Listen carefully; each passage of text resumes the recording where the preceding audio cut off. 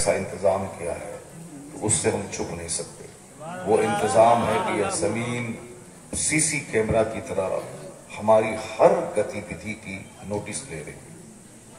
یہ کوئی مولانا اور مولوی صاحب کی اپنی فکر نہیں، یہ قرآن شریف میں آیا کہ اذا زلزلت الارض زلزالها واخرجت الارض اثقالها وقال الانسان ما لها یومئذ تحدث اخبارها، یعنی جب زمین میں زلزلہ آئے گا، زمین ہلا دی جائے گی قیامت کے دن۔ زمین کے نیچے جتنی چیزیں ہیں، قیامت تک جتنے خراب لوگ زمین میں دفن ہوئے یا جلا دیے گئے، زمین اپنا سارا بوجھ نکال کے پھینک دے گی، سارے لوگ زمین پہ آ جائیں گے، سب لوگ حساب کتاب کے لیے رب کریم کی طرف جھونڈ جائیں گے۔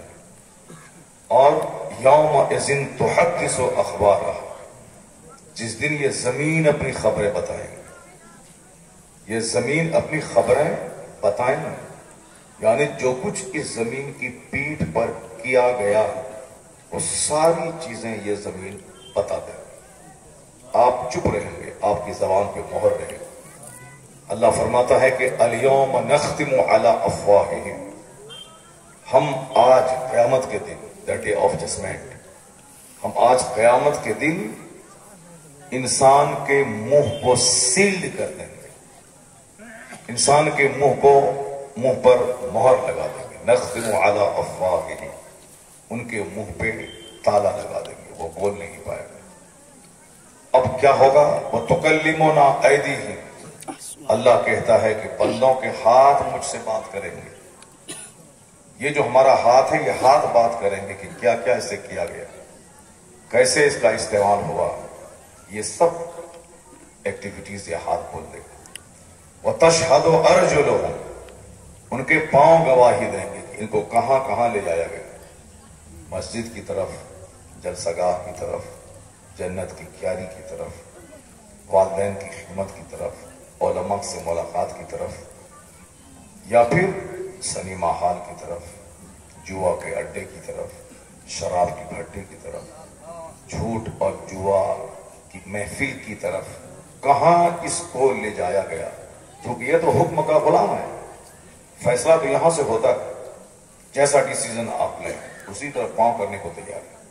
پاؤں کو بولیں کہ چلو مسجد، پاؤں تیار ہے۔ پاؤں کو بولیں گے چلو آج پیر صاحب اور عالم صاحب سے ملنے کے لیے، پاؤں تیار ہے۔ چلو آج جلسے کی محفل میں سرکار کی سیرت سنیں گے، پاؤں تیار ہے۔ آپ بولیں گے چلو آج شراب پینے کے لیے، پاؤں تیار ہے۔ بولیں گے آپ صحیح محل چھوڑو، پاؤں تیار ہے۔ یہ پاؤں آپ جس طرح سے ڈکٹیٹ کریں گے اس طرح سے پاؤں اپنا کام کرتا ہے۔ قیامت کے دن یہ پاؤں ساری گواہی دے دے گا، آپ کے وروਧ میں گواہی دے گا، الہی انہوں نے مجھ کو فلاں فلاں جگہ لے گیا۔ یہ زمین گواہی دے گی کہ اس پر بیٹھ کر جہاں اللہ کا ذکر سنا گیا، جہاں رسول پاک کی بات سنی گئی، جہاں قرآن کریم کی تلاوت سنی گئی، جہاں مذہب اسلام کے احکامات کا چرچا سنا گیا، اس جگہ کی زمین گواہی دے گی کہ الہی میری پیٹھ پر بیٹھ کر تیرے فلاں فلاں بندوں نے تیرا ذکر کیا تھا۔ سبحان اللہ۔ ابھی آپ یہاں بیٹھے ہوئے ہیں، قیامت کے دن آپ کچھ نہیں کریں گے، یہ زمین بولے گی کہ مجھ پر بیٹھ کے انہوں نے 4 گھنٹے دین کی بات سنی۔ اور اسی زمین پر بیٹھ کر اگر آپ نے غیبت کی محفل سجائی، یہ ایسا وہ ایسا وہ ایسا، یہ مولانا ایسا وہ پیر ایسا، یہ مدرسہ ایسا، اس مسجد کا متولی ایسا، وہ نیتا ایسا، یہ سماج کا زمیندار ایسا، یعنی سب کی پوٹلی لے کے آپ بیٹھ گئے۔ اپنا کھانا پینے کی فکر تو نہیں ہے، میں کیا کھاؤں گا، میرے بچے کیا پڑھیں گے، میرے بچوں کا مستقبل، اس کا فیوچر کتنا برائٹ ہوگا، ان کا فیوچر کتنا ڈارک ہوگا، کچھ نہیں۔ یہ ایسا ہے وہ ایسا ہے، دوسروں کے پیچھے پڑا ہے۔ اور 1-2 گھنٹے تک غیبت کی محفل سجانی ہے۔ کہاں پہ؟ چائے کی دکان، ادھر چائے کی چسکی بھی لینی ہے، ادھر مزے لے لے کر برائی بھی بیان کرنی ہے۔ وہ ایسا ہے وہ ایسا ہے، چائے کی چسکی لینی ہے، بیڑی بھی پینی ہے، ادھر سے دھواں بھی نکالنا ہے، اور پھر ادھر سے غیبت اور چغلخوری کا بھی دھواں نکالنا ہے۔ یہ ایسا ہے تو وہ ایسا ہے، وہ ایسا ہے وہ ایسا ہے، یعنی لوگوں کو اسی میں لین دیکھا جاتا ہے، اسی میں मुलफिस रहते हैं। ये जमीन गवाही देगी इलाही, 1 घंटे बैठकर इन्होंने ज़िना से ज्यादा जो सख्त गुनाह है गीबत, अल गीबत अशद्दु मिन ज़िना, गीबत ज़िना से ज्यादा हार्ड गुनाह। इस गुनाह में आपसे कई गुना ज्यादा हमारी माँ बहन बेटियां रहती, आपसे 10 गुना ज्यादा, क्योंकि आपको तो दुकान भी चलाना है, नौकरी भी करनी है, हल भी चलाना है, सामान भी लाना है, दुकान भी लगाना है, घर का सारा कामकाज करना है, गैस भरवाना है, जलावन लाना है, मछली लाना है, सब्जी लाना है, साफ कोयला लाना है, चावल दाल, सारा काम आपके जिम्मे है। उनको रानी बन के सिर्फ करना है, पकाना है, खाना है और खिलाना है। आप फिर उससे फुर्सत पाने के बाद गीबत की महफिल सजानी, गीबत की महफिल सजानी, सिर्फ बोलना है। जैसे अभी दिन की गुफ्तगू हो रही है, आप लोग चुपचाप सुन रहे हैं, सुभान अल्लाह सिर्फ कहते हैं और कुछ नहीं बोल रहे हैं। और उधर वहां मछली मार्केट है, मछली मार्केट बंगाल का बहुत मशहूर है, मालूम है। 5 आदमी रहे तो इतना हंगामा होता है, जैसे 5 लाख आदमी वहां जमा है। और बंगाल की मछली तो पूरे इंडिया में सप्लाई होती है। हमारे बिहार में बंगाल की मछली लोग खाते हैं वहां पे। सुबह सवेरे 2, 4, 10, 20 लारी उसमें सा वो मछली, उसको पैर से खिलाने वाला आदमी बैठा रहता ऊपर में, हिलाता रहता था कि वहां जब जाए तो जिंदा सौरी है, तो कबई है, तो साहब सिंघी है, तो ये है, वो सब कहाँ से? बंगाल से। बंगाल से ही बिहार आबाद है, बिहार की किचन आबाद है। अब वो लोग 5 लोग रहते हैं, 5 लाख की तरह आवाज करते हैं बाजार में, इतना इतना इतना। ये मछली मार्केट यहाँ से हुई। हम लोग इधर जन्नत की बात कर रहे हैं, उधर वहां वो अपनी महफिल सजा रहे हो, उनकी महफिल अपनी। वहां एक हमारे उस्ताद थे, आज से 25 साल पहले, वो बोलते थे एक शरीयत है, एक तौरेत है, हाँ वो कहते थे एक कुरान है, एक इंजील है, एक ज़बूर है, एक तौरेत है, ये 4 है, और एक औरत है, एक औरत, यानी उसको इंजील और ज़बूर और कुरान से मतलब नहीं है। शादी ब्याह में ये कपड़ा पीले रंग का लाना होगा, ये ज़बूर में है कि इंजील में, कुरान में का कुछ नहीं है, औरतों में मसला है ये। यानी वो औरत है, चुप रहे। इसलिए मैं कभी कभी कहता हूं कि मेरी माँ बहन बेटियां जलसे में आई हैं, वो नहीं आती ठीक है, आ गई हैं तो सिर्फ 2 घंटे कुछ न बोले, वो चुप रहे, सिर्फ सुनना है मौलाना क्या बोल रहा है, वो सुने, कुछ न बोले। अगर 2 घंटे जबान पे ताला लगा के बैठ गई तो मैं यकीन के साथ कह सकता हूं कि हमारा घर जन्नत बन जाएगा, क्योंकि यहां 2 घंटे की प्रैक्टिस होगी चुप रहने की, और इसी को अपने घर में ले जाके प्रैक्टिकल करेंगी। शौहर के सामने चुप रहें, उनका चुप रहना 50 करोड़ रुपए कमाने से बेहतर है। उससे चुप रहे, वो कुछ नहीं करें, घर जन्नत बन जाएगा। तलाक के जो वाकयात हो रहे हैं, 90% उसमें कमी आ जाएगी अगर मेरी माँ बहन बेटियां चुप रहे। ये जो लत्तम और चुत्तम है, बाहर 8 घंटे बाहर था दुकान में मर्द, दोस्तों से मिलना जुलना, सामान बेचना, ग्राहक से मिलना, दिल बहल रहा था। घर में जहां आया, अब साहब तलवे का गुस्सा सर पे आ गया, जो घर में आने के बाद अब वो इनका गम क्या दूर करेगी, वो मुंह लटका के मेरी माँ बहन की शिकायत लेके आ गई, तुम्हारी माँ ऐसी बोली, तुम्हारी बहन ऐसी बोली, तुम्हारा वो फलाना ऐसी बोली। अरे ये 8 घंटे दुकान में थक चूर होकर के घर आए हैं ताकि कम से कम ये मुस्कुरा करके मेरा गम दूर करे, ये और अलग से गम की टुकड़ी डाल रही है। अच्छी औरत की पहचान हदीस में बताई गई है। पैगंबर आज़म अलैहिस्सलाम ने फरमाया है, सबके मालिक व मुख्तार मौला, जिनकी गाइडलाइंस में सारी दुनिया चल रही है। इस फितनो फसाद के जमाने में भी किसी दूसरे का रूल काम नहीं आ रहा है, काम मुस्तफा का कानून आ रहा है। नहीं देखा आपने, भी 2 साल से कोरोना काल चल रहा है। कोरोना काल में 1 साल तक तो साइंसदानों का की आंख से आंसू के कतरे निकल गए, सर दीवार से टकरा के रात दिन बैठे हुए। कोरोना की दवाई कहां से आई? नहीं आ पाई। अब झूठ एक कहानी गढ़ करके कि कोरोना की वैक्सीन आ गई, एक कहानी गढ़ लिया गया, पूरी दुनिया में करोड़ों आदमी को वैक्सीन लगा दिया गया।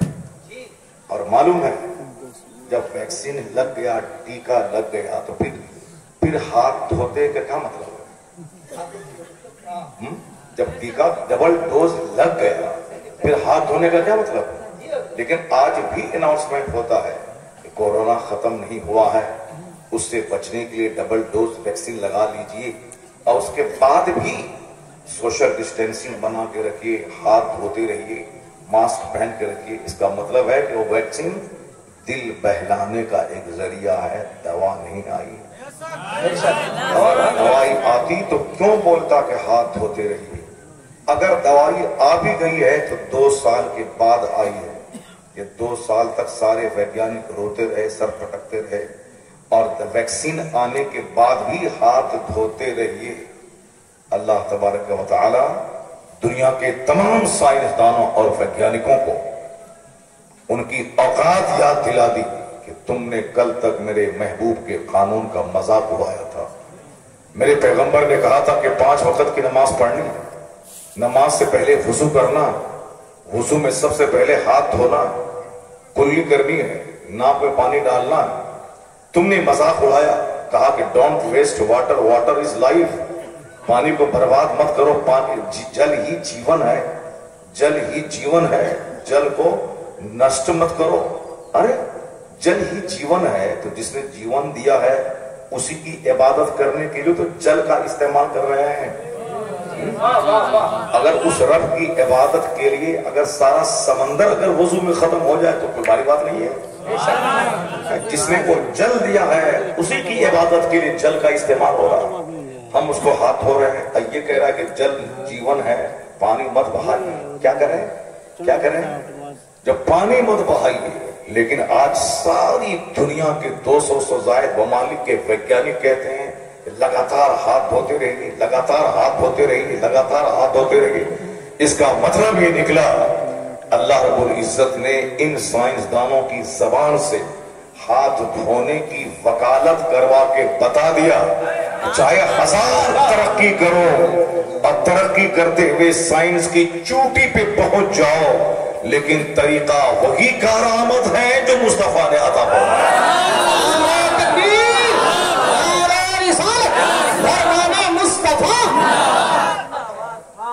ये सिर्फ इस्लाम के कानून की हमागिरियत को साबित करने के लिए इस साइंस विज्ञान के जमाने में इन वैज्ञानिकों के मुंह से कहलवाया जा रहा है। जान बचानी है, कोरोना से बचना है तो हाथ धोते रहिए। तो हम कहते हैं वैज्ञानिकों ने आज हाथ धोने की बात कही, कुर्बान मुस्तफा जाने रहमत पे, जिसने 1500 साल पहले वुजू को नमाज के लिए फर्ज करार दे करके हाथ धोने को लाजिम करार दिया, ताकि जन्नत भी मिलेगी और अगर कभी कोरोना आ गया तो इसी हाथ धोने से नजात भी मिल जाएगी।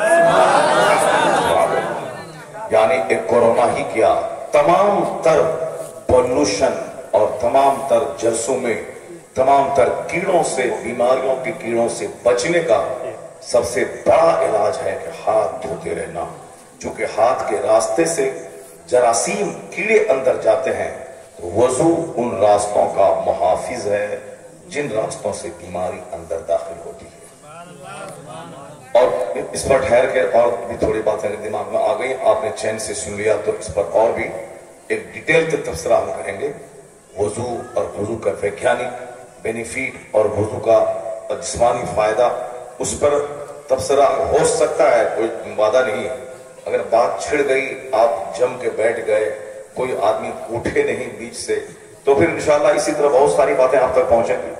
और अगर आप उठने बैठने लगे, जाहिर करने लगे कि मैं आपकी बात नहीं समझ रहा हूं, तो मैं भी अपनी मालूमात की कोठी समेट करके चला जाऊंगा, क्योंकि कल मुझको दूसरी जगह बोलना है, और फिर परसों भी दूसरी जगह बोलना है, तरसों भी बोलना है, अभी लगातार बोलते रहना है। 15 दिन के बाद, 17 दिन के बाद कल बिहार में घुसे थे, और कल बिहार में तकरीर के और आज बंगाल में घुस गए, और उसके बंगाल के बाद फिर अभी बिहार में कल घुसेंगे, नहीं कल भी बंगाली में है, फिर उसके बाद परसों भी बंगाली में है, फिर 28 को झारखंड घुसेंगे, 29 को बिहार होते हुए हैदराबाद जाएंगे। یعنی یہ ماہ ربیع النور ہے. اس موسم بہارا میں سب کو ہریالی مل رہی ہے. جو بیچارہ خطیب 2 سال سے بیٹھا ہوا تھا اس کی بھی چاندنی ہو رہی ہے. کیا حضرت زندہ باد ہے. اس ماہ ربیع النور سے سب کا دل مسکرا رہا ہے, سب کے چہرے مسکرا رہے ہیں, سب کا گھر مسکرا رہا ہے. جب آپ سرکار کی یاد منائیں گے تو محفل آج مسکرا رہی ہے, سال بھر تک آپ کا گھر مسکراتا ہے. جس سال سب سے زیادہ میلاد کی محفل ہوتی ہے اس سال سب سے زیادہ رحمتوں کی بارش ہوتی ہے. جس سال سب سے زیادہ مصطفیٰ کی یاد میں جلوس نکالے جاتے ہیں اس سال سب سے زیادہ دانوں میں اللہ برکتیں عطا فرما دیتا ہے. کیونکہ ہم نہیں ہوتے اگر مصطفیٰ نہ ہوتے, زمین نہیں بنتی اگر مصطفیٰ نہ ہوتے, آسمان نہیں ہوتا مصطفیٰ نہ ہوتے. جمعہ کہاں سے ملتا, عید کہاں سے ملتی, بقرعید کہاں سے ملتی, رمضان کہاں سے ملتا, عورتوں کا حجاب کہاں سے ملتا, مردوں کے چہرے کی داڑھیاں کہاں سے ملتی, سروں کی ٹوپیوں کی بہاریں کہاں سے ملتی, مسجدوں کی میناروں سے صدائے توحید کہاں سے گونجتی. جو آج جو ساری دنیا میں ایک ہنگامہ ہے, عورتوں کا نقاب دیکھ کر بے شمار کرسچنوں کی عورتیں کلمہ پڑھ کے مومن ہو رہی ہیں. اس لیے کہ جو چڈی پہنتی ہے, جو شارٹس پہنتی ہے, جو صرف بریشیر پہنتی ہے, جو ننگی رہتی ہے, لباس پہننے کے بعد بھی ننگی, وہ جو مسلمان بیٹیوں کے نقاب اور حجاب سر سے لے کے پاؤں تک ویل ان کو دیکھتی ہیں, دیکھ کے دنگ رہ جاتی. کس نے ان سے کہا ہے اپنے شرف کی ساری چیزوں کو چھپانا؟ مذہب اسلام کی عورتیں حجاب پہننے کے بعد جب اتنی خوبصورت ہیں تو جن عورتوں کی نقل یہ کرتی ہیں وہ فاطمہ الزہرا کتنی خوبصورت ہے. حجاب اور نقاب دیکھ کے یہودیوں کی بیٹیاں, نصرانیوں کی بیٹیاں, مشرکوں کی بیٹیاں کلمہ پڑھ کے مومن ہو رہی ہیں. رمضان کے دن میں جب افطار کے وقت میں امیر غریب کالا گورا سب بیٹھ کے افطار کرتا ہے, مسجدوں میں, ساتھ اپنے خانقاہوں میں, اپنے گھروں میں, امیر غریب سب آدمی دوسروں کو دینا چاہتا ہے. جو کل تک بخیل کنجوس تھا آج افطار کر کے ویٹ کر رہا, کوئی روزے دار آئے تو میں کھلا دوں, میرے پڑوس میں کوئی ہو تو اس کو دے دوں. اس سخاوت اور دریا دلی رمضان میں جو کنجوسی کا خاتمہ, سخاوت کا جو دریا بہتا ہے, اس کو دیکھ کر بے شمار کافر کلمہ پڑھ کے مومن ہو جاتا ہے. رمضان میں سحری کے وقت میں نغمے, رسول اللہ کے نغمے, قرآن پاک کی تلاوت, رمضان رات میں 20 رکعت نماز تراویح, افطار, تراویح, سحری کا سسٹم, یہ سب تلاوت قرآن کا ماحول. مسجدوں میں 24 گھنٹے کسی نہ کسی کا رہ کے تلاوت کرنا, عبادت کرنا. رمضان کے آخری 10 دنوں میں 2, 4, 10, 20 لوگوں کا ساری دنیا سے کٹ کے مسجد میں دھرنا دینا, اور صاحب غریبوں مسکینوں کو زکوٰۃ کے لیے کروڑوں روپے کی تجوری کھول کے پیسہ بہا دینا. خربوں روپے اس مہینے میں غریبوں مسکینوں میں لٹا دیے جاتے ہیں. غریبوں میں کپڑوں کا بانٹنا, کمبل تقسیم کرنا, کپڑے بانٹنا, فطرے کی رقم کا نکالنا, یہ ساری بہاریں دیکھ کر کہتے ہیں کہ جب اتنا سسٹم اتنا خوبصورت ہے اسلام کا, تو جو سسٹم دینے والا محمد عربی ہے وہ کتنا خوبصورت ہے. اس سے رہا نہیں جاتا, وہ کلمہ پڑھ کے اسلام قبول کر لیتے ہیں. اس لیے میں کہتا ہوں, کون کہتا ہے کہ اسلام کی تعداد, ماننے والوں کی تعداد گھٹ رہی ہے, مصطفیٰ کی شان گھٹ رہی ہے؟ غلط, جھوٹ ہے. اگر ایک پنڈت, اگر نرسنگھانند سرسوتی, اس نے اگر نبی کی توہین کی, وہ لچا, لفنگا, جاہل دی گریٹ, ایک آدمی بولا, اس کی بات پہ دھیان نہیں دینا. اس کی جو آدمی ساری زندگی ایک چھوٹے سے لوٹیا کے پانی سے پخانہ لپیٹ لیتا ہو, جو ساری زندگی پاک نہیں رہتا ہو 1 گھنٹہ کے لیے, وہ چلا ہے پاکوں کے سردار پہ انگلی اٹھانے کے لیے, وہ چلا ہے پیغمبر اعظم کی شان میں گستاخی کرنے کے لیے. اس کا جواب سلمان اظہری کو نہیں دینا چاہیے کہ مباہلہ کیجئے, آئیے ہم بھی آگ میں کودیں. یہ جو سر سے لے کے پیر تک ناپاک ہی ناپاک ہے, اس کو کیا دعوت دینا مباہلہ؟ ان ناپاکوں کی بات پہ نہ کان دھرنے کا, نہ ان کی بات سننے کا, اس لیے کہ چند سکے کمانے کے لیے غلط باتیں, جھوٹ کا استعمال کر رہا ہے. اور یہ چاہے چیخ چلا کے کریا اور پورا لنگوٹا کھول کے ننگا ہو کے ناچے اور بولیں کہ میں اسلام مٹا دوں گا, مسلمانوں کو بھگا دوں گا, 2025 تک ایک کلمہ پڑھنے والا نہیں چھوڑوں گا, مسجد کو میں ویران کر دوں گا, اسلام کے پیغمبر کی میں دھجیاں اڑا دوں گا, معاذ اللہ, یہ ہزار کچھ بولے. یہ لنگوٹا کھول کے ناچیں گائیں اور پھر یہ اسی طرح گاتے گاتے مر جائیں، مگر یہ بات سچ ہے کہ ایک بندہ بھی نہ گھٹے گا نہیں۔ آنے والے 10 سال میں جو ڈیڈ لائن یہ دیتا ہے، اللہ چاہے گا کہ 40 کروڑ 80 کروڑ کی تعداد میں بڑھ اور دنیا بھر میں جو 150 کروڑ کی آبادی ہے، آنے والے چند سال کے بعد یا 200 کروڑ کی آبادی میں یہ آبادی تبدیل ہونے والی ہے۔ محمد عربی کا نام محمد اکیلا تھا، لیکن آج 150 کروڑ لوگوں کے نام کے ساتھ لفظ محمد جڑا ہوا ہے۔ محمد عبداللہ، محمد فلاں، محمد فلاں، محمد فلاں۔ یہ اس بات کی دلیل ہے، یہ 2-4 لچے لفنگے ناچتے رہیں گے، اسلام کے خلاف بولتے رہیں گے، مصطفیٰ کو گالی دیتے رہیں گے، یہ جہنم کی آگ میں جلتے رہیں گے اور مصطفیٰ کے غلاموں کی تعداد میں اضافہ ہوگا۔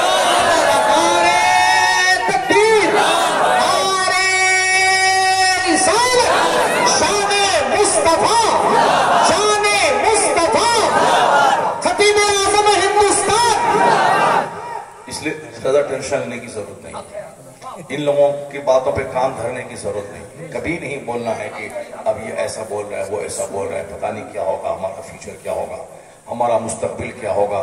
نہیں، ہم لوگ کمزور خدا کے ماننے والے نہیں، میرا رب قوی ہے، عزیز ہے، طاقتور ہے۔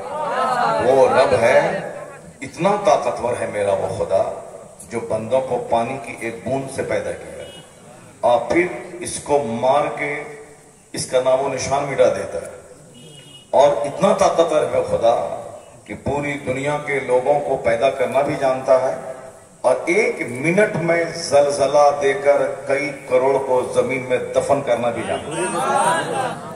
اس لیے اس رب قدیر سے بندہ دشمنی نہیں مول لے سکتا، یہ بندہ غلط بات بول کے اپنی ہی آخرت اور دنیا خراب کر سکتا ہے۔ میرا خدا طاقتور ہے، میرے رب کو کسی سے کوئی خطرہ نہیں ہے، چونکہ دوسرا رب رہے تب نہ اللہ کو کوئی خطرہ ہو۔ جیسے ایک بادشاہ ہے، دوسرا بھی کوئی بادشاہ ہے، اس کے پاس فوج زیادہ ہے، وہ ہم پر اٹیک کر کے ہماری حکومت کو چھین سکتا ہے، تب نہ ہم کو ڈر لگتا ہے کہ وہ بادشاہ ہم پر اٹیک کر دے گا۔ جیسے انڈیا کو ڈر لگتا ہے کہ چائنا ہم پر اٹیک کر دے گا، انڈیا کو ڈر لگتا ہے کہ پاکستان ہم پر اٹیک کر دے گا۔ کیوں ڈر لگتا ہے؟ گھبراؤ مت، ڈرو مت کہ پاکستان اٹیک کر دے گا۔ پاکستان میں 22 کروڑ مسلمان ہیں، ہندوستان میں 40 کروڑ مسلمان ہیں۔ ارے کیسے اٹیک کرے گا وہ پاکستان؟ پاکستان اٹیک نہیں کر پائے گا ہندوستان پہ، ہمارا ہندوستان بہت مہان ہے۔ پاکستان میں کوئی غریب نواز نہیں ہے، انڈیا میں غریب نواز ہے۔ زندہ باد، زندہ باد۔ بیکار کا دماغ چاڑتا ہے کہ مسلمان پاکستان کا دلال ہے، پاکستان کا دلال ہے، معاذ اللہ، 1000 بار معاذ اللہ۔ یہ غلط بات، جھوٹ بات بول کے صرف مسلمانوں کو ڈیمورلائز کرنا چاہتا ہے اور دوسرے لوگوں کو بتانا چاہتا ہے کہ تمہارا ہندوستان ہے، اس کا نہیں ہے۔ لگتا ہے کہ ہم لوگ کہیں سے بھیک مانگ کے ہندوستان میں آئے ہیں۔ 1200 سال سے ہمارے باپ دادا یہاں رہ رہے ہیں، ان کی ہماری زمینیں، ہمارے مکانات، ہماری خانقاہیں، یہ ساری چیزیں اس بات کی دلیل ہے کہ ہم آج اچانک نہیں آئے ہیں، ہم لوگ تو برس سے یہاں ہیں۔ ہندوستان ہمارا ہے، ہندوستان کو ہم نے سینچا ہے۔ ہندوستان پہلے چھوٹے چھوٹے راجاؤں کا ملک تھا۔ ایک ہمارے پورنیہ ضلع میں جہاں میرا گھر ہے، وہاں 3-4 جگہ پہ راجا کی بلڈنگ آج تک موجود ہے۔ یہ چمپا نگر، سری نگر کا راجا، گڑھولی کا راجا، یعنی پہلے راجاؤں کی حکومت تھی۔ ایک راجا کے ادھین 2 4 5 10 20 50 گاؤں رہتے تھے اور پھر وہ زمینیں سب زمین کا ٹیکس راجا کو دیتے تھے۔ تو راجا کے پاس اپنی فوج ہوتی تھی، وہی اس کا ہندوستان ہوتا تھا۔ ایک ہندوستان میں ہزاروں راجا تھے، پورا ہندوستان جیسے ٹکڑے ٹکڑے میں بٹا ہوا تھا، راجاؤں کا ملک ہندوستان تھا۔ لیکن کس نے اس ہندوستان کو ایک عظیم ہندوستان بنا دیا؟ شاید ان کو معلوم نہیں ہوگا، چونکہ وہ راجاؤں کے ملک انڈیا تھا، بے شمار راجا یہاں تھے، سب راجا کا اپنا چلتا تھا، یہ راجا وہ راجا فنا راجا، مدناپور کا راجا، مالدہ کا راجا، ادھر سلیگوڑی کا راجا، راجاؤں کی ڈوڑی، مکان، زمین سب اسی کا تھا۔ ہندوستان تھا نام، مگر سب راجاؤں کا ملک تھا، یونائٹ انڈیا نہیں تھا۔ لیکن قندھار سے لے کر کے برما تک اور ادھر بنگال کی کھاڑی سے لے کے گجرات کی وادی تک پورے مہان ہندوستان جس میں سری لنکا کا حصہ، برما کا حصہ، نیپال کا حصہ، افغانستان کا حصہ، جس میں بنگلہ دیش، جس میں پاکستان، یہ عظیم وشال بھارت جس کو ایک شکل دیا ہے ہندوستان کی، کوئی دوسرا نہیں، مصطفیٰ کا غلام اورنگزیب نے یہ شکل دیا۔ پورے ہندوستان کو ایک ملک، ایک سلطنت، ایک راجدھانی، پہلے ہزاروں راجدھانی تھی، ایک راجدھانی دہلی اگر کسی نے دیا ہے ہندوستان کو تو کلمہ پڑھنے والوں نے دیا ہے۔ ہندوستان ہمارا ہے، ہم نے اس کو سینچا ہے، ہمارے باپ داداؤں نے سینچا ہے۔ پاکستان سے تم کو ڈر کیوں لگتا ہے؟ کیوں بولتا ہے کہ وہ یہ کرے گا، وہ کرے گا؟ کچھ نہیں کرے گا۔ پاکستان میں 22 کروڑ مسلمان ہیں، انڈیا میں 40 کروڑ مسلمان ہیں، اس لیے سے گھبرانے کی ضرورت نہیں ہے۔ ہندوستان ہمارا ہے، ہندوستان کو ہم لوگوں نے سینچا ہے، سینچتے رہیں گے، ڈرنے اڑنے کی کوئی بات نہیں ہے۔ آپ مت گھبرائیں، مت کچھ بولیں، میں نفرت کی کھیتی نہ کریں، کوئی محبت کا درخت لگائیں، محبت سے رہیں، محبت کی بولی بولیں۔ سب جیسے چہرہ الگ الگ، رنگ الگ الگ، فنگر پرنٹ سب کا الگ الگ، کلر الگ، زبان الگ، مگر سارے لوگ یہیں بس رہے ہیں۔ فنگر الگ ہے مگر سب ایک سماج میں رہتے ہیں، چہرہ سب کا الگ ہے، ایک سماج میں رہتے ہیں۔ اسی طرح ہندوستان ایک مہان ملک ہے، یہاں سارے مذاہب کے لوگ رہتے ہیں اور سب اپنے اپنے حساب سے کام کریں۔ لاٹھی لے کے کوئی کسی کو دبا کر کے کسی کو زبردستی اپنی طرف نہ لے جائے۔ اب جو اس مذہب میں سچائی ہوگی، جس مذہب میں حقانیت ہوگی، جس مذہب میں واستوکتا ہوگی، اس کی طرف دنیا کھینچ کے چلی جائے گی۔ اب اگر سچ کی طرف دنیا جا رہی ہے، اب کوئی بولے کہ نہیں ادھر مت جاؤ، جھوٹ کی طرف آؤ، کوئی پاکیزگی کی طرف دنیا جا رہی ہے، اب بولے کہ نہیں نہیں ادھر شراب پینے کی طرف آؤ۔ شراب کی طاقت کمزور ہے، شربت کی طاقت زیادہ ہے۔ ظلم کمزور ہے، عدل طاقتور ہے، اتیاچار کمزور ہے، سداچار بلوان ہے، تشدد ہے۔ تو تم اپنے حساب سے کام کر۔ اگر اسلام طاقتور ہے، اسلام بلوان ہے، اسلام حقانیت سے لبریز ہے اور ساری دنیا اس کی طرف آ رہی ہے، تو پھر تم کیوں لڑائی مول لے رہا ہے؟ تمہیں بھی سپورٹ کرنا چاہے کہ دنیا ظلم سے بچے، انصاف کے قریب آ جائے، اندھیرے سے ہٹے، روشنی کے قریب آ جائے۔ تو جس مذہب میں صداقت ہوگی دنیا کو اپنی طرف کھینچ لے گی۔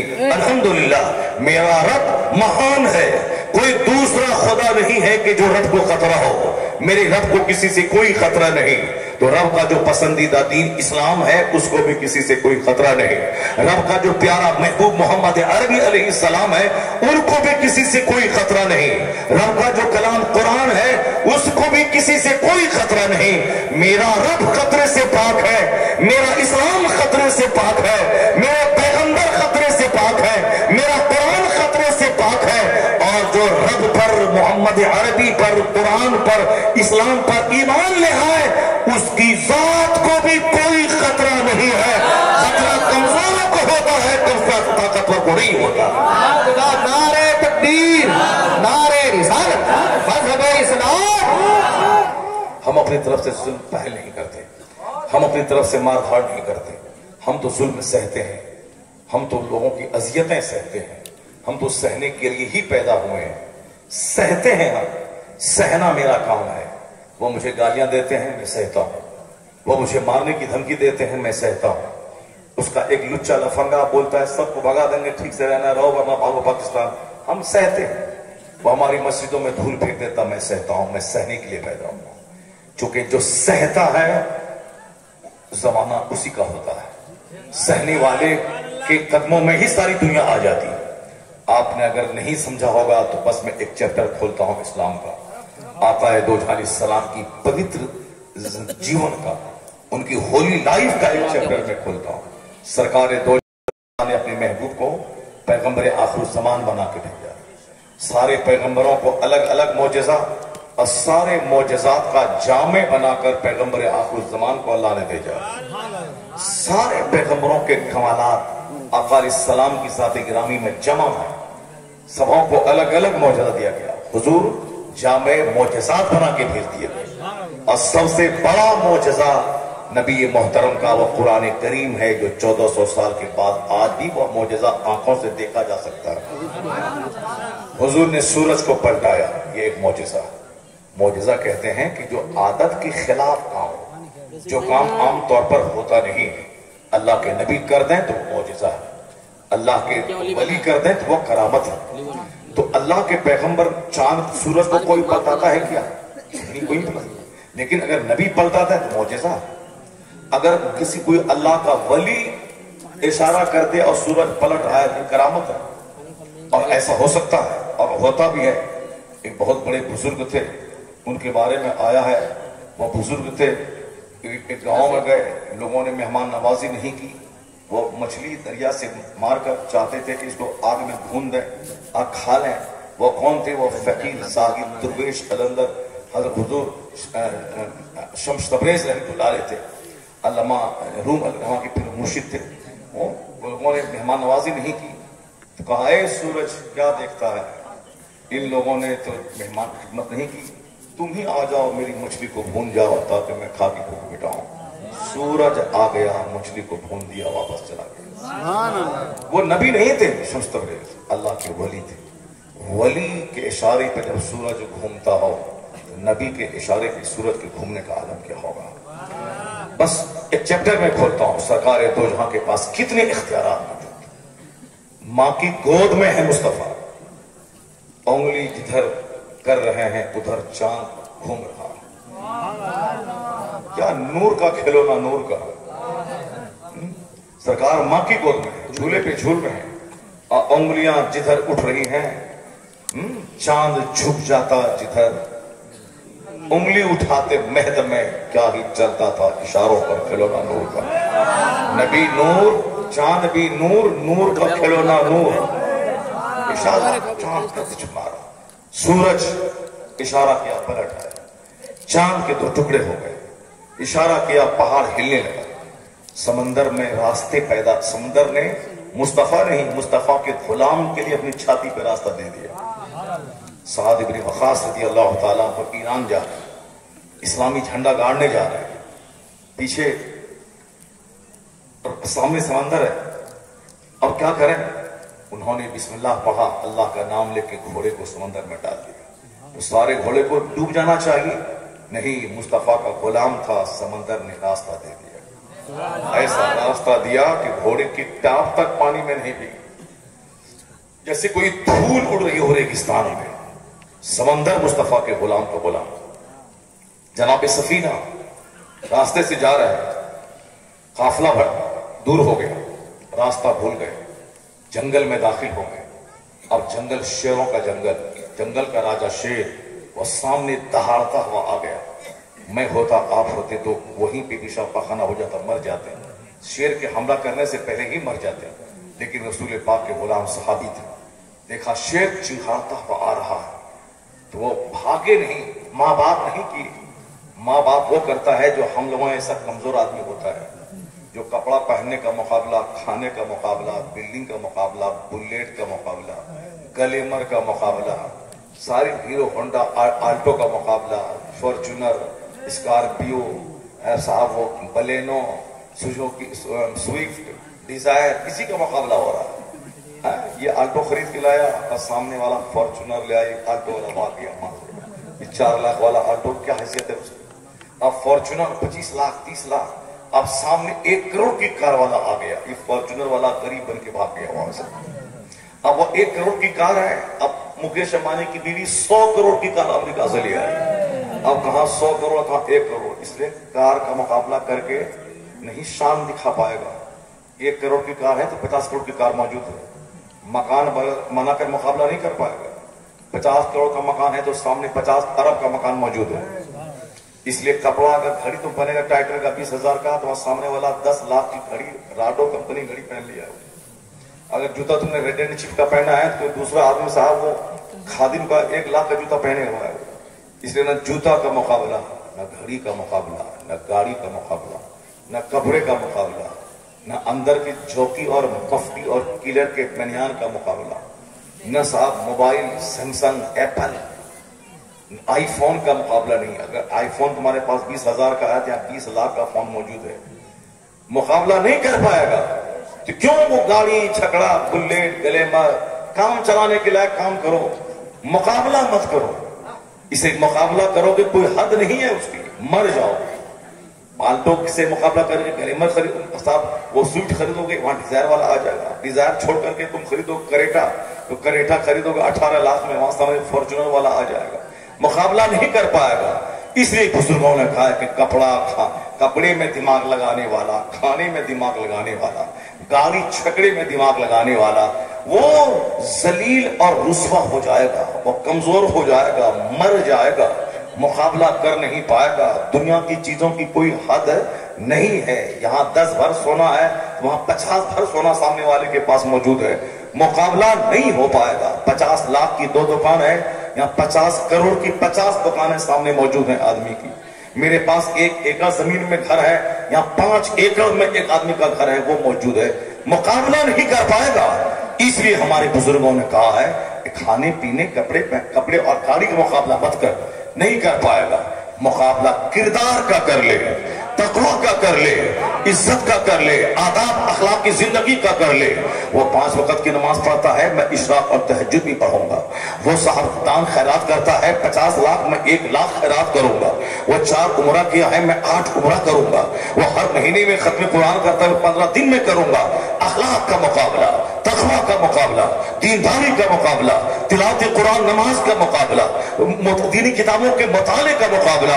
اگر یہ مقابلہ کرے گا تو اللہ کی مدد تیرے ساتھ ہوگی۔ پھر کیا ہوگا؟ انسان تو انسان، آسمان کا فرشتہ بھی تجھ سے مصافحہ کرنے تیرے گھر میں آ جائے گا۔ نعرے تکبیر، نعرے رسالت، جشن عید میلاد النبی، جشن عید میلاد النبی۔ اسی کو اسپریچولیٹی کہتے ہیں، اسی کو روحانیت کہتے ہیں، اسی کو ادھیاتمکتا کہتے ہیں۔ جب سے ہمارے پاس تقویٰ جب تھا، یہ کافر ڈرتے تھے، مجھ سے آنکھ ملا کے بات نہیں کر پاتے تھے، یہ اپنے گھر کا فیصلہ مجھ سے کرواتے تھے، یہ اپنے جھگڑوں کا فیصلہ مجھ کو بناتے تھے۔ یہ آ کر کے میرے حاجی حج کو سے آتا تھا، ان کے پاؤں کو دھو کے پیتے تھے۔ مکہ مدینہ سے آ گیا جب میرے پاس روحانیت تھی، جب میرے پاس کردار تھا، جب میرے پاس روحانی طاقت تھی، بہت بل تھا، بہت عزت تھی، بہت طاقت تھی۔ یہ بھی ڈرتا تھا، ان کے لوگ بھی ڈرتے تھے، شیر بھی ڈرتا تھا، جانور ڈرتا تھا، سانپ ڈرتا تھا، سورج و چاند ڈرتے تھے، دنیا کے دوسرے اور مقدمہ وہ سب ڈرتے تھے۔ لیکن آج وہ ناپاک رہنے والا مجھ کو ڈراتا ہے، چوہا بھی ڈراتا ہے، بلی بھی ڈراتی ہے، شیر بھی ڈراتا ہے، سانپ بھی ڈراتا ہے، چھچھندر بھی ڈراتا ہے، بندر جو دوڑتا ہے بسکٹ کھانے کے لیے، اس کو دیکھ کے میرا جوان چلا کے بھاگتا ہے۔ بندر ہے، جس کو ہم لوگ بندر بولتے ہیں، وہ بندر میرے ہاتھ میں بسکٹ ہے، اگر وہ لپک کے یہ بھاگتا وہاں سے بھاگا۔ ابھی میں نے دیکھا ایک آدمی کو، وہ بیل آ رہا تھا، بیل کو دیکھ کر کے بھاگ رہا ہے۔ بتائیے بیل کتنا شریف جانور ہے۔ بیل مقدر ہے، بیل ہی بیل ہے، بیل کا مطلب شریف اور سیدھا۔ گدھا کا مطلب شریف اور سیدھا، گدھا کا مطلب ساری زندگی گدھا دھوبی کے پاس رہتا ہے اور اس کو گھاٹ پہ لے جاتا ہے۔ شام میں جب دھوبی لاتا ہے تو گدھا اپنے دھوبی کے گھر کا راستہ بھول جاتا ہے۔ 1 دن 2 دن تو دیکھے گا، کتا تو ساری زندگی یاد رکھے گا، لیکن گدھا اتنا بھولا بھالا ہوتا ہے کہ ڈیلی وہ آتا ہے مگر پھر بھی راستہ بھول جاتا ہے۔ 50 سال تک دھوبی کے پاس رہے تو بھی راستہ بھول جاتا ہے۔ اسی لیے لوگ کہتے ہیں پکا گدھا لگتا ہے، یعنی گدھے کی طرح بے وقوف لگتا ہے، یہ وہ گدھا ہے۔ ہم لوگ جو ہے بالکل سمجھ لیں کہ بلی، چھچندر، مگرمچھ، مکھی، چونٹی سب سے ڈرنے والے، سب سے آج ہم ڈرتے ہیں۔ لیکن کل مجھ سے سانپ ڈرتا تھا، شیر ڈرتا تھا، دنیا کی ساری مخالف قومیں ڈرتی تھی۔ میرا ایک بہادر 10 دن کا بھوکا رہتا تھا، لیکن اس کی تلواروں میں وہ غضب کی چمک ہوتی تھی کہ دشمنوں کا سینہ ہل جاتا تھا۔ ہم کسی آبادی میں قدم رکھ دیتے تھے، اگر کسی جنگل میں اپنا خیمہ گاڑنا چاہتے تھے تو اس جنگل کا سارا شیر، سارا سانپ جنگل خالی کر دیتا تھا کہ اب مصطفیٰ کا غلام یہاں خیمہ گاڑ کر رہے گا، مجھے جگہ خالی کر دینا چاہیے۔ اللہ اکبر۔ کیسا دین تھا، تقویٰ تھا، پرہیزگاری تھی۔ اس وقت ان کے دل میں ہیبت تھی۔ لیکن جب سے میں نے بال رکھنا شروع کر دیا جوکر کی طرح، جب سے میں نے مرغ کا بال ہوتا نا سر پہ کھوپا، چاروں طرف چھوٹا اور بیچ میں ایسے ہوتا مرغ کا، اسی طرح بیچ میں بچہ بال رکھ رہا ہے، چاروں طرف مونڈا رہا ہے، اور اس بال کو ایسے گھسیڑ کے ادھر کر دیتا ہے اور ادھر سے گھسیڑ کے ادھر کر دیتا ہے. وہ سیلون کی دکان جا کے دیکھیں 50 تصویریں رہتی ہیں, کوئی ادھر سے گھما ہوا, کوئی ادھر سے گھما ہوا, کوئی چاروں طرف سے منڈا ہوا, کوئی بیچ سے منڈا ہوا, یعنی طرح طرح کا ڈیزائن دیکھ ایک عجیب سا لگتا ہے کہ صاحب بنمانوس کا یہ بنمانوس بنانے کی دکان ہے. اور اس میں میرے بچے جاتے ہیں اور بولتا ہے کہ یہ فوٹو جو ہے کسی فوٹو والا ڈیزائن مجھ کو بنا کے دینا. اور جب وہاں سے ڈیزائن بنا کے آتا ہے تو پھر لگتا ہے جیسے کوئی جوکر آ گیا ہو, باہر سے کوئی میک اپ کر کے جوکر آ گیا. جب سے میرے بچے جوکر ہو گئے, جب سے میرے بچے وہ چست پینٹ پہن کے جوکر لگنے لگے, جب سے میرے بچے ماں باپ کا احترام کھو دی, جب سے میرے بچے گٹ کا خور ہو گئے, تو کافروں کے دل میں جو میری ہیبت تھی وہ ختم ہو گئی. اب ہیبت کیسے رہے گی؟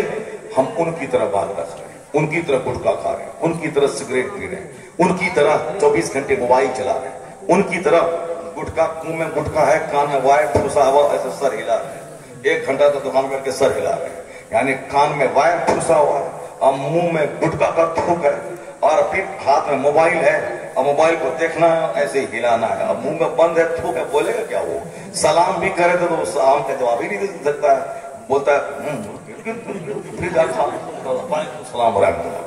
پتا نہیں کہاں سے کون سا نیچر کس ڈائن نے نظر لگا دی, کس قاتل نے نظر لگا دیا. جو بچہ بہادر تھا, جو جہاد کرتا, جو تلوار جن سے ڈرتی تھی, دشمن جن سے ڈرتا تھا, جن کے پاس وہ طاقت تھی کہ ایک بار گہری لمبی سانس لے تو سانپ کا دل جل جائے, شیر پاخانہ کر دے. ایسا نہیں کہ کوئی کہانی اور فکشن یا میتھولوجی ہم بیان کر رہے ہیں, کوئی کالپنک کہانی نہیں. اسی ہندوستان میں صحابی کی بات تو ہم بولنے جا رہے ہیں, میں صحابی سے پہلے ان کی بات پہ کر دوں جو بات چھڑ گئی ہے. اسی ہندوستان میں ایک بادشاہ تھا اورنگزیب. اورنگزیب عالم بھی تھے, اورنگزیب 6 مہینے میں حافظ قرآن بن گئے. اورنگزیب تہجد گزار بھی تھے. فتویٰ عالمگیری جو فقہ حنفی کی انسائکلوپیڈیا ہے اسی کے دور کی پیداوار ہے. 100 سے زائد علماء کو بیٹھا کر کے بورڈ انہوں نے فتویٰ عالمگیری قوم کے حوالے کیا. وہ تہجد گزار, فتویٰ عالمگیری کا مرتب, مؤلف, نماز پنجگانہ کا پابند, تہجد کی نماز پڑھنے والا, اتنا زبردست عالم حافظ کہ انہوں نے جب اپنے بیٹے کو حافظ بنایا تو کہا جاؤ دادا کے سلام کر کے آؤ, اور کہنا کہ اب دادا جان میں حافظ بن گیا. جب شاہجہاں دادا کے پاس ہو گیا کہا دادا جان میں حافظ قرآن بن گیا.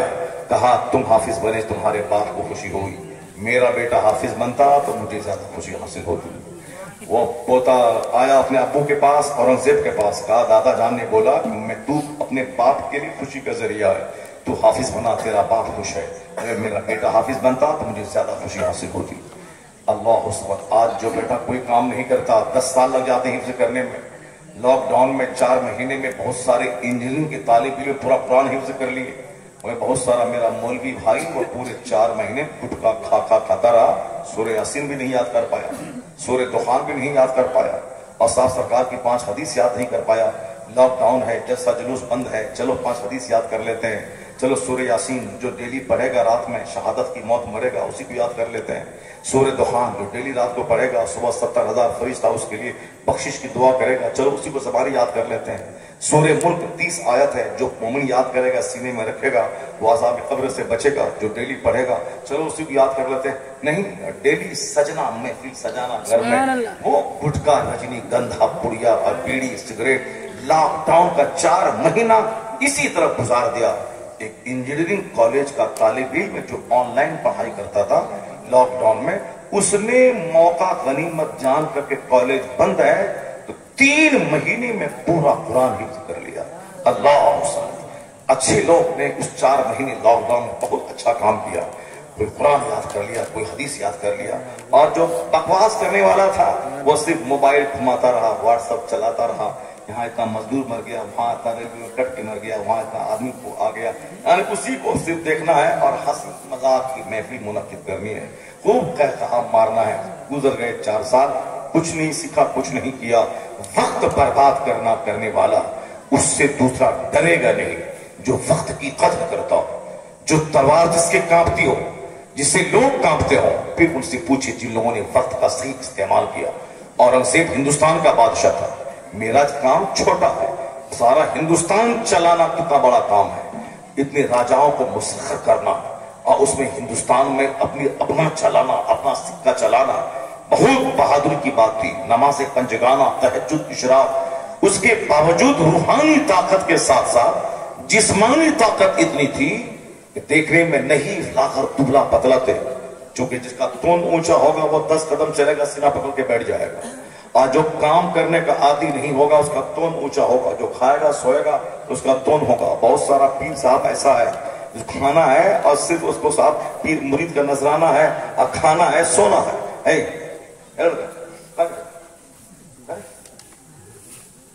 جنت سے بھاگ رہا، یہ جنت کی کیاری ہے، جنت کی کیاری، اور جنت کی کیاری سے جا رہا ہے. جنت کی کیاری سے جو جائے گا جہنم میں جائے گا. جو اس محفل کو اجاڑے گا اللہ تعالیٰ اس کا گھر اجاڑ دے گا. جو اس طرح کی محفل کو اجاڑے گا اللہ اس کی زندگی سے سکون اجاڑ دے گا. یہ قوال کی محفل نہیں ہے، یہ صاحب ناچ گانے کی محفل نہیں ہے، کوئی نیتا کا بھاشن نہیں ہو رہا یہاں پہ. یہاں پہ صرف اسلام اور دین اور قرآن اور سنت کی باتیں ہو رہی. میں ابھی آدھا گھنٹہ سے بول رہا ہوں، 1 منٹ بھی میں نے آپ کا برباد نہیں کیا، 1 سیکنڈ بھی میں نے برباد نہیں کیا. بالکل کمپلیٹ ایک میسج، ایک پیغام بھی آپ تک پہنچ رہا. وقت کی پابندی جو نہ کرے وہ چپراسی بھی نہیں بن پائے گا، اور جو وقت کی پابندی کرتے ہوئے 18 گھنٹے اسٹڈی کرے وہ بہار کے دیہات کا شبھم کمار پورے بھارت میں IAS کا ٹاپر بن گیا. بہار کا دیہات، ہندوستان 150 کروڑ کی آبادی، کتنے منسٹر ہیں دلی میں اور کتنے منسٹر ہیں ہر اسٹیٹ میں. بنگال کا منسٹر الگ، بہار کا منسٹر الگ، مگر کسی منسٹر کا بیٹا IAS میں ٹاپ کیا یہ نہیں پڑھا آپ نے. ہندوستان میں کتنے لینڈ لارڈ کیپیٹلسٹ ہیں، ٹاٹا، برلا، جندل، متل، مکیش امبانی، کسی کا بیٹا پوتا بھتیجا IAS میں ٹاپ نہیں کیا. کلکتہ، بنگلور، دلی، چنئی، حیدرآباد، وہاں کا بچہ IAS میں ٹاپ نہیں کیا. بہار کے ایک دیہات کا ایک بینک کے کلر کا بچہ پورے ہندوستان میں ٹاپ کر گیا. جو 18 گھنٹے اسٹڈی کرے گا، پڑھے گا، لکھے گا، وہ ٹاپ کرے گا. اور جو صرف وقت برباد کرے گا گٹکا کھا کے، وہ سمجھ لیں کہ اس کی صحت بھی جائے گی، جوانی بھی جائے گی، ہجڑا بن جائے گا، سماج کی نگاہ میں گرے گا، ماں باپ کی نگاہ میں گرے گا، اور سب سے زیادہ اپنی بیوی کی نگاہ میں گر جائے گا. جو کہ گٹکا کھاتے کھاتے وہ ہجڑا ہو چکا ہے. شادی جب ہوگی اس کی تو شادی ہوگی تو بیوی کے لائق نہیں رہے گا. جب بیوی کے لائق نہیں رہے گا تو بولے گا اب زہر کھا کے مر جاتے ہیں. جب بیوی ہی ہم کو نہیں لائق کرے تو میں زہر کھا کے مر جاؤں. اس لیے اگر سماج کو زنا سے روکنا ہے، بلاತ್ಕಾರ سے روکنا ہے، عورتوں کو چائے بیچنے والا، دودھ بیچنے والا، چادر بیچنے والا، گلی کوچے میں ٹیلر ماسٹر یا ٹیوٹر کے پاس اگر اس کو اپنی عزت کو نیلام کرنے سے بچانا ہے کہ عورتوں کی نگاہ نیچی رہے، عورتوں میں بلاತ್ಕಾರ نہیں ہو، عورتیں اپنے سیٹسفائی سنتشٹ رہیں، عورتیں کہیں سے بھی چور دروازے سے زنا نہ کریں، عورتیں بالکل گناہ سے بری رہیں، سماج میں کوئی بدکاری نہ پھیلے، برائی بے حیائی نہ پھیلے. اگر یہ تمنا ہے کہ زنا سماج سے مٹ جائے تو ہر جوان کو طاقتور ہونا پڑے گا، اور بیڑی، گٹکا، سگریٹ، یہ ساری چیزوں کو چھوڑنا پڑے گا. جب یہ طاقتور رہے گا تو ان کی بیویوں کی نگاہیں غیروں کی طرف نہ اٹھیں گی. یہ طاقتور رہے گا، زنا کاری گھٹ جائے گی، ختم ہو جائے گی. اور جب یہ اندر سے نڈھال کمزور ہوگا، چاہے وہ ہینڈ پریکٹس کر کے کمزور ہو، چاہے طائف کے اڈے پہ جا کے کمزور ہو، چاہے ہجڑوں کی بھٹی میں جا کے کمزور ہو، چاہے گٹکا کھا کے کمزور ہو، چاہے ڈرگس کا عادی بن کے کمزور ہو جائے، جوان کمزور ہوگا تو سماج میں غریبی بھی آئے گی، عورتوں میں بلاत्कार بھی بڑھ جائے گا، بلاत्कार بڑھ جائے گا. اس لیے اگر چاہتے ہو کہ سماج برائیوں سے پاک رہے، نیکوں کا سماج، متقی کا سماج، بزرگوں کا سماج، اچھوں کا سماج، سویلائزڈ کا سماج، ڈسپلین کا سماج، ایک ہی راستہ ہے کہ برائیاں چھوڑ دے، نیکی کا خوگر ہو جا تو جنت وہاں ملے گی، اچھی سوسائٹی یہاں مل جائے گی، اچھا سماج یہاں مل جائے گا. نعرہ تکبیر، نعرہ رسالت، پیغام اسلام. ایسا نہیں ہوتا ہے کہ میں کام کروں لچوں جیسا اور بینیفٹ ہو جائے شریفوں جیسا. ایسا نہیں ہوتا ہے کہ میں کام کروں لفنگوں جیسا اور ریزلٹ اس کا الٹا نکل جائے. میں 1 گھنٹہ پڑھوں اور میں IAS آفیسر بن جاؤں، نہیں ہوتا ہے ایسا. میں 2 گھنٹہ ہی پڑھوں اور میں اسکول میں سارے بچوں میں ٹاپ کر جاؤں، نہیں ہوتا ایسا. دنیا میں محنت چاہیے, لیبوریس بننا ہوگا, پنکچوئل بننا ہوگا, وقت کا پابند بننا ہوگا.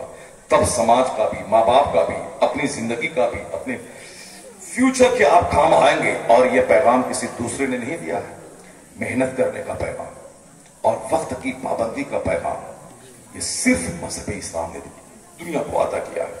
اگر یقین نہیں آئے تو وقت کی پابندی کہتے کسے ہے؟ وقت پہ کھانا, وقت پہ سونا, وقت پہ اٹھنا, وقت پہ سارا کام کرنا. یعنی ایک روٹین ہو ہماری, ایک شیڈول ہو ہمارا, ایک جدول ہو ہمارا, اسی سلیبس کے مطابق میرا سارا کام صبح سے لے کے شام تک. وہی آدمی سکسیسفل لائف گزارے گا جس کو نہ سونے کا ٹھکانا ہے, نہ کھانے کا ٹھکانا ہے. سونا کب ہے, جاگنا کب ہے, کھانا کب ہے, باتھ روم کب جانا ہے, گھومنے کب جانا ہے, بات کب کرنی ہے, اسٹڈی کب کرنی ہے. کوئی روٹین نہیں اس کا ہو, کوئی اس کا جدول نہیں ہو, اس کا کوئی اس کا جدول نہیں ہو, کوئی شیڈول نہیں ہو. وہ جیسے چاہے وہ کرے. وہ ناکام آدمی, وہ نہ اسے بیوی ڈرے گی, نہ بچے ڈریں گے, نہ سماج ڈرے گا, نہ کوئی ڈریں گے, کوئی نہیں ڈرے گا. کامیاب آدمی وہی ہے جو ایک ایک منٹ کی قدر کرتا ہو, ایک ایک لمحے کی قدر کرتا ہو, جو اس زندگی کو قیمتی سمجھتا ہو. فار ایگزامپل, وقت کی اہمیت کو جتنا اسلام نے بتایا اتنا کسی نے نہیں بتایا. آپ رمضان کے دن میں سحری کا ٹائم آپ کا ہے 3:40 آخری ٹائم. 3:40 سے پہلے آپ کی بیوی آپ کے لیے حلال ہے, دانا آپ کے لیے حلال ہے, پانی آپ کے لیے حلال ہے. کتنے کب؟ 3:40 سے پہلے وہ بیوی حلال, پانی حلال, دانا حلال. 3:40 کے بعد بیوی حرام ہو گئی. 3:41 پہ بیوی حرام, دانا حرام, پانی حرام. 1 منٹ میں جو چیز پہلے حلال تھی اب وہ چیز حرام ہو گئی. 1 منٹ میں اتنا بڑا فرق ہو گیا. ہم روزہ رکھے, افطاری کا ٹائم 6:10 ہے. 6 رائٹ ٹائم کی بات میں کر رہا ہوں. جو احتیاطاً 5-10 منٹ آگے پیچھے کرتے ہیں وہ الگ بات ہے. جو رائٹ ٹائم جس وقت سورج ڈوبتا ہے, رائٹ ٹائم فلاں منٹ 38 سیکنڈ میں, اس کی بات میں کر رہا ہوں. رائٹ 6:10 پہ سورج ڈوبتا ہے, افطار کا ٹائم شروع ہوتا ہے. 6:09 پہ بیوی حرام ہے, دانا حرام ہے, پانی حرام ہے. لیکن 6:10 پہ وہی پانی حلال ہے, وہی دانا حلال ہے, وہی بیوی حلال ہے. 1 منٹ پہلے جو چیز حرام تھی 1 منٹ کے بعد حلال ہو گئی. جو چیز 1 منٹ پہلے حلال تھی وہ 1 منٹ کے بعد حرام ہو گئی. ابھی فجر کا ٹائم شروع ہوتا ہے 4:10 پہ. فار ایگزامپل انڈیا میں الگ الگ ٹائم ہے. 4:10 مان لیتے ہیں. 4:09 تک عشاء کی نماز پڑھ سکتے ہیں. آپ عشاء کی نماز پڑھ سکتے ہیں. جیسے ابھی کوئی نماز نہیں پڑھے ہوں گے عشاء کی, فجر کی اذان اپنے حساب سے ٹائم اپنے حساب سے ہوتی ہے. ٹائم اپنے حساب سے لوگ سیٹ کرتے ہیں کمیٹی والا. یعنی ٹائم شروع ہوتا ہے جو رائٹ ٹائم وہ جیسے 3:39 پہ 4:12 پہ رائٹ ٹائم شروع ہوتا ہے فجر کا, تو 4:11 تک عشاء کوئی پڑھ لیا نماز اس کی ہو جائے گی, نماز کو ہو جائے گی. 1 منٹ پہلے عشاء, 1 منٹ کے بعد فجر. عشاء کے ٹائم میں فجر کی نماز پڑھنا حرام ہے, آپ نہیں پڑھ سکتے. قضا نہیں, ادا کی بات کر رہا ہوں. اور فجر کا ٹائم شروع ہوا 4:10 پہ, اب عشاء کی نماز ادا نہیں پڑھ سکتے آپ, قضا پڑھ سکتے ہیں, ادا نہیں. اب وہ ٹائم نہیں, ٹائم ختم ہو گیا. 1 منٹ پہلے نماز حلال, 1 منٹ کے بعد نماز حرام. 1 منٹ پہلے یہ ساری چیزیں حلال, 1 منٹ کے بعد حرام. زکوٰۃ فرض ہوتی ہے کب؟ جب کسی چیز پر سال گزر جائے. یعنی جو صاحب نصاب کے پاس اتنا مال ہو کہ سال گزر جائے اس پر زکوٰۃ فرض ہے. جیسے مجھ پر 1 لاکھ روپیہ ہے, ابھی 1 لاکھ میرے پاس ہے. 360-65 دن جو سال کی گنتی کے دن ہوتے ہیں وہ اگر گزر گئے تو اب زکوٰۃ فرض ہو گئی. اب اس کا 2500 روپے زکوٰۃ نکال دینا ہے. یعنی 40واں حصہ اس کا, کس کا, کتنے کا, 1 لاکھ کا. 1 کروڑ کا کتنا ہوا, 2.5 لاکھ. 40واں حصہ نکال دینا. لیکن 1 دن پہلے سال نہیں لگا ہے, 1 دن پہلے سال نہیں لگا ہے. 1 لاکھ یا 1 کروڑ میرے پاس ہے, 2.5 لاکھ زکوٰۃ نکالی, 1 کروڑ ہے. 1 دن باقی ہے سال پورا ہونے میں. میں نے وہ مال اپنی بیوی کو دے دیا, میں نے یہ گفٹ تم کو دے دیا, تم اس کے مالک ہو گئے. اب زکوٰۃ اس پر فرض نہیں ہے چونکہ سال نہیں لگا, 1 دن باقی. سال کے 365 دن اور سال نہیں لگا, بیوی کو میں نے گفٹ کر دیا. اب بیوی پر بھی زکوٰۃ فرض نہیں ہے کیونکہ جب 1 سال لگے گا تب فرض ہوگا اس پر. اور اگر وہ 6 مہینے کے بعد پھر واپس مجھ کو گفٹ کر دیا, یہ 1 کروڑ میں نے آپ کو تحفے میں دے دیا, تو پھر اب 1 سال میرے پاس رہے گا تب زکات فرض ہوگی. ایسا ہی کیجئے گا آپ لوگ بھی. بیوی کے پاس اگر زکات ہے 10 لاکھ روپے کا زیور ہے, اور وہ زیور 10 لاکھ روپے کا ہے, تو رمضان آنے سے پہلے شوہر کو گفٹ کر دیجیے گا, اور اب رمضان ختم ہونے کے بعد بیوی کو گفٹ کر دیجیے گا. تو پھر کیا ہوگا, بیچارہ غریب بیچارہ کیا حال ہوگا. ایک طریقہ ہے, فرضیت کی بات میں کر رہا ہوں, قانون کی بات میں کر رہا ہوں. اخلاق کی بات تو وہی ہے کہ 1 دن کے بعد زکات فرض ہونے دے, تاکہ تیرا مال بھی پاک ہو جائے گا, غریبوں کی خوراک بھی مل جائے گی. سبحان اللہ. زکات اسی لیے ہے تاکہ امیروں کے صدقے میں غریبوں کے چولہے میں آگ سلگتی رہے. جب تک زکات فرض نہ ہوئی تھی, امیر غریبوں کا خون چوستا تھا, اور غریب مالداروں کی تباہی کی تمنا کرتا تھا کہ کس دن یہ مالدار ذلیل ہو, رسوا ہو, تاکہ میں تالی بجاؤں.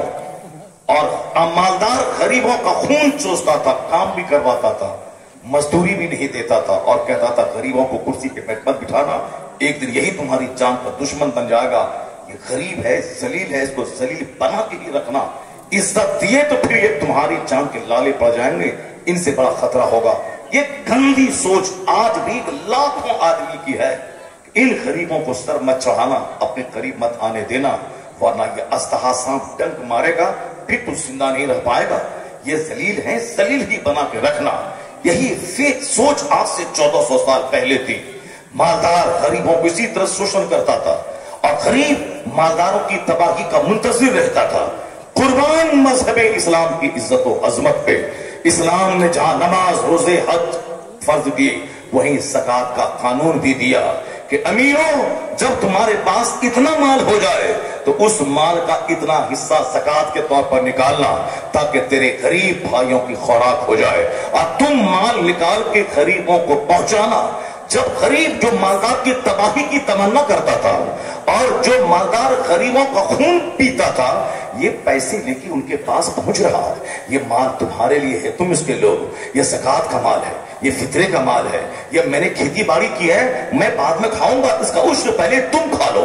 یعنی 50 کنٹل مکے کی کھیتی ہوئی ہے, اب یہ 2 کنٹل تم اس سے رکھ لو, باقی میرے لیے. جب غریبوں نے دیکھا جو مجھ کو جانور سمجھتا تھا, یہ زکات لا کے دے رہا ہے, فطرہ لا کے دے رہا ہے, یہ عشر لا کے دے رہا ہے. اور پھر جب مالدار جب غریبوں کے پاس جا کے زکات دینے لگے, تو جو غریب مالداروں کی تباہی کا منتظر رہتا تھا, یہ کب مرے کہ میں تالی بجاؤں, یا کب ان کا گھر زلزلہ میں دھسے کہ میں تالی بجاؤں, کب یہ تباہ ہو کہ میں تالی بجاؤں. جب وہ دیکھنے لگا کہ مالدار میرے پاس آ رہا ہے, میرے گھر کے چولہے ان کی وجہ سے جل رہے ہیں, یہ قانون زکات کی برکتوں سے, تو اب یہ غریب ان کی تباہی کی دعا نہیں کر رہا ہے, یہ ہاتھ اٹھا کے دعا کر رہا, مالک ان کی دولت سلامت رہے, تاکہ میرے چولہے میں آگ سلگتی ہے. کون ہے جس نے امیروں کو غریب کے قریب کر دیا؟ کون ہے جس نے غریبوں کے ہاتھ امیروں کی سلامتی کے لیے اٹھا دی؟ یہ پیغمبر اعظم کی ذات گرامی ہے. وہ رحمت دو عالم پیدا ہوئے, امیروں کے دل میں غریبوں کا سمان ڈالا, غریبوں کے دل میں امیروں کی عزت ڈال دیا. پھر یہ دونوں مل کر ایک دسترخوان پہ بیٹھ کے کھانے لگے, ایک دوسرے کا خیال کرنے لگے. تو کہا جاتا ہے آج اگر امیروں غریبوں میں دوستی ہے, یہ احسان رحمت دو عالم مصطفیٰ جانے رحمت کا. نعرے تکبیر, نعرے رسالت, اخلاق مصطفیٰ, کردار مصطفیٰ. بات چلی ہے, آج ہم ذلیل ہو گئے, آج ہم رسوا ہو گئے, صرف اسی لیے کہ میرا کھانا پینا سب کافروں کی طرح, میرا سونا اٹھنا بیٹھنا سب کافروں کی طرح, میرے گھر میں شادی بیاہ, منگنی, ختنہ, عقیقہ سب کافروں کی طرح, میری ماں بہن بیٹیوں کا چلنا پھرنا بازار میں سب کافروں کی طرح. یعنی وہی ایک ایکٹریس ہیروئن ہے جو چڈی پہن کے ناچتی ہے, تو ہم بھی وہی پہنیں گے. وہ جینس ٹی شرٹ پہن کے ناچتی ہے, تو ہم بھی وہی پہنیں گے. وہ 10 مردوں کی گود میں جھولتی ہے, تو ہم بھی 10 مردوں کی گود میں جھولیں گے. ایک مہینہ ان سے فون سے بات کرنا, ایک مہینہ ان سے فون سے بات کرنا. یہ قیمتی پرس 5-5 ہزار روپے کا, باپ مزدوری ٹھیلا پہ کیلا بیچ رہا, اور بیٹی ان کی 5 ہزار کی پرس لے رہی ہے. باپ ان کا صاحب سبزی اور لہسن اور پیاز بیچ رہا ہے، اب بیٹی اس کی صاحب 20,000 روپے کی موبائل ہاتھ میں لیے ہوئی، اب باپ صاحب وہ ریڈی رکشہ چلاتا ہے، اب بیٹی صاحب وہ مہنگا اور برانڈیڈ کمپنی کی جینس اور ٹی شرٹ پہنے ہوئے. کہاں سے آتا ہے یہ پرپس؟ کہاں سے آیا 5,000 روپے کا؟ یہ موبائل کہاں سے آئے 20,000 روپے کے؟ یہ برانڈیڈ کمپنی کے جینس ٹی شرٹ کہاں سے آئے؟ یہ برانڈیڈ کمپنی کی جوتی کہاں سے آئی؟ یہ برانڈیڈ کمپنی کی گھڑی کہاں سے آئی؟ یہ صاحب مٹھائی کے پیکٹ کہاں سے روزانہ آتے ہیں؟ یہ زیورات کہاں سے آئے؟ ناک میں، کان میں یہ ڈائمنڈ کہاں سے آیا ہے؟ وہیں سے آیا ہے. دوسروں سے مسکرا کے ملنا، دوسروں سے فون سے باتیں کرنا، دوسروں کی گود میں جھولنا، اپنی زندگی کو دوسروں کے سامنے پیش کر دینا، چہرے کا غلط استعمال، ہاتھ کا غلط استعمال، زبان کا غلط استعمال، شادی سے پہلے ہی سارے جسم کو پولوٹیٹ کر دینا، داغدار بنا دینا، مانع حمل ادویات کا استعمال کر کے یوٹیرس کو کینسر زدہ بنا دینا. میڈیکل سائنس کہتی ہے جو حمل کو روکنے کے لیے زیادہ دوائیوں کا استعمال کرتی ہو اس کے بچہ دانی کے کینسر ہونے کا 90% چانس بڑھ جاتا ہے. اور جتنے بھی یوٹیرس کے کینسر ہوتے ہیں اس میں زیادہ تر اسی کا ہاتھ ہوتا ہے. یا تو شادی کے بعد بچہ پیدا نہ ہو دوائی استعمال کی جائے، یا شادی سے پہلے ہی حمل کو روکنے کے لیے اجنبی مردوں سے ناجائز طریقے سے سمبند بنا کر اب بے عزتی سے بچنے کے لیے حمل کو روکنے کی دوائیاں استعمال کی جائے. تو شادی سے پہلے سماج کے 10 چھوکروں کے ساتھ صحبت قائم ہوئی اور دوائی استعمال ہوا. شادی کے بعد اب شوہر کے پاس آئی ہے تو اب بچہ ہی نہیں، چونکہ بچہ دانی کا کینسر ہو چکا ہے، پہلے سے ہی کینسر کا مرض لے کے آئی، اب خود ماریں گی اور شوہر کو بھی ماریں گی، پورے گھر کا سارا سکون برباد کریں گی. اور پھر بال بچہ جس کا بدن یوزڈ ہو چکا ہو وہ شادی کی لذتوں کو کیا جانے گی؟ جس مرد کے بدن یوزڈ ہو چکا ہو وہ شادی کی لذت کو کیا جانے؟ شادی کی پہلی رات 18 سال کا جوان جب 18 سال کی لڑکی سے نکاح کرتا ہے، جب شادی کی پہلی رات آتی ہے 50 کھرب روپے کا مکان کو لذت نہیں دیتا.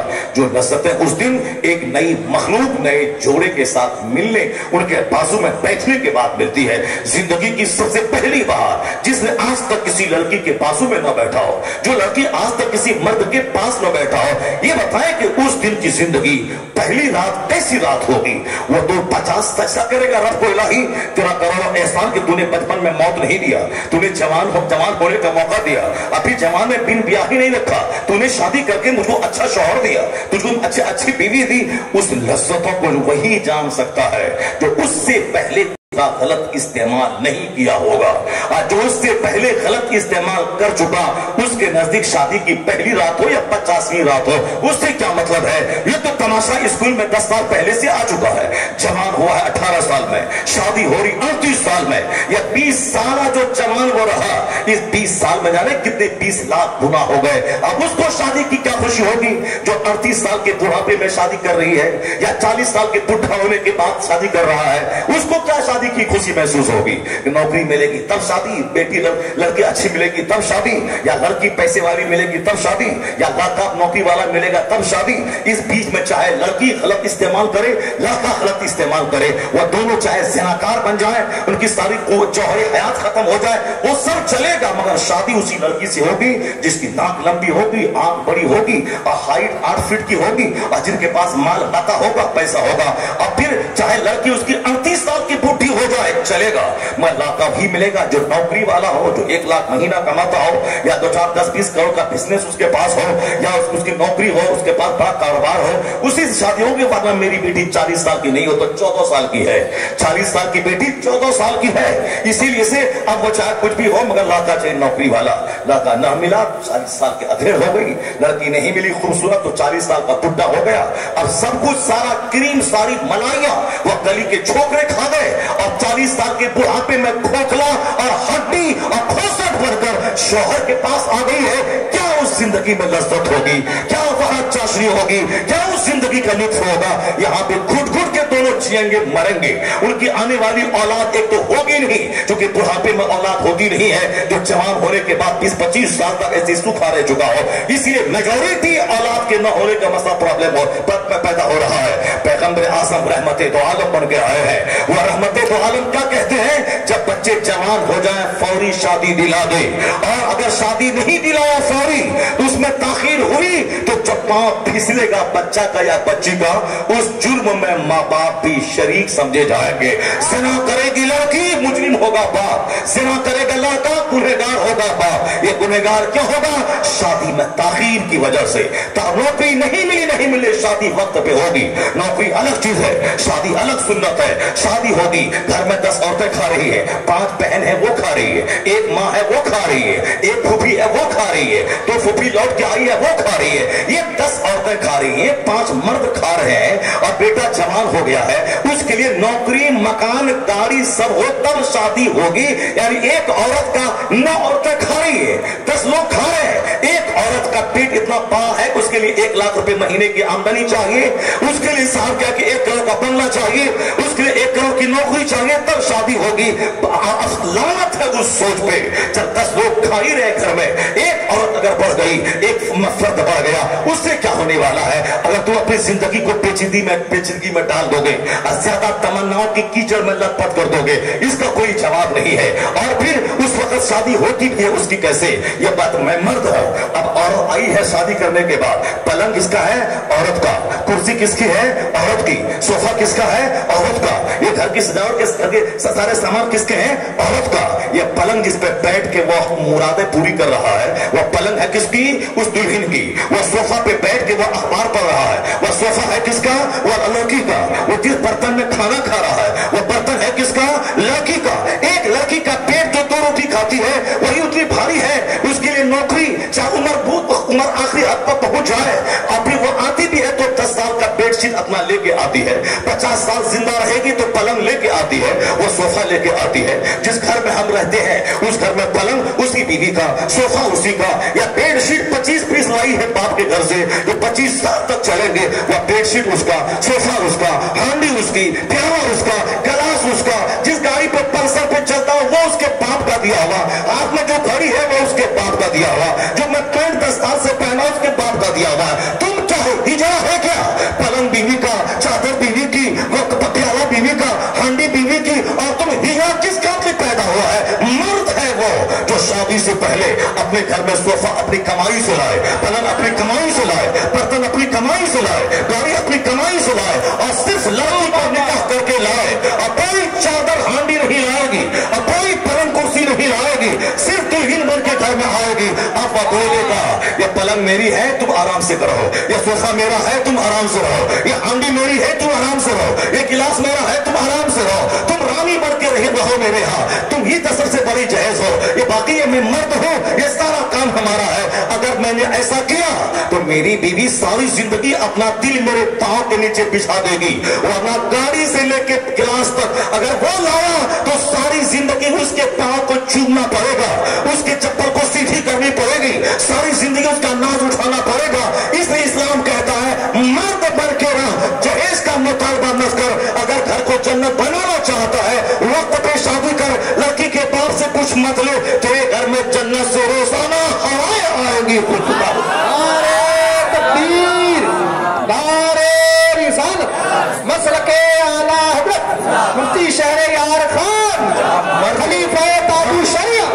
मर्द ही नहीं है तुम, हिजड़ा है हिजड़ा, जो औरतों के पलंग पे, औरतों के सोफा पे, औरतों के गद्दा पे, औरतों के गिलास में पानी पिए, वो मर्द नहीं है, वो हिजड़ा है।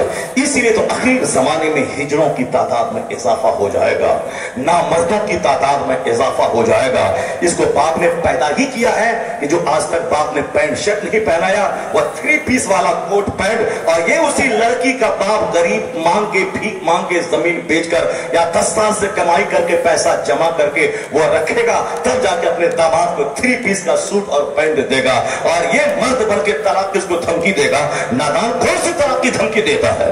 तुमने कपड़ा उसका पहना, तुमने गाड़ी उसकी इस्तेमाल की, तुम्हारे घर में सारा सामान उसका है, फिर तुम मर्दान की क्या दिखलाता है? मर्दान की मत दिखला, तुम उनके सामने कमजोर हो, तुम औरतों के सामने कमजोर हो, तुम औरतों के सामने जलील हो, तुम औरतों के सामने तेरी कोई हैसियत नहीं है। इसलिए कि मर्द वो होता है जो सिर्फ दुल्हन लाती है, सामान नहीं लाता है। फिर उसके बाद वो दुल्हन सारी जिंदगी शौहरों के पांव से लिपट के चैन से गुजार देती है, मुस्कुरा के शौहर का इस्तेमाल करती है। अगर मर्द है तो फिर उसी तरह अहद कर लीजिए कि हम हिजड़ा नहीं, मर्द की तरह जिंदा रहेंगे और फिर वक्त पे शादी कर लेंगे, शादी के बाद भी पढ़ाई करेंगे। ऐसा नहीं कि शादी के बाद दिन रात उसी में घुसे रहेंगे। अभी एक हिंदू की बेटी, एक चपरासी की बेटी थी, वो शादी हो गई उसकी, शादी के बाद ससुराल गई, एक दो बच्चे भी पैदा हुए, लेकिन स्टडी छोड़ी नहीं, किताब पढ़ती रही।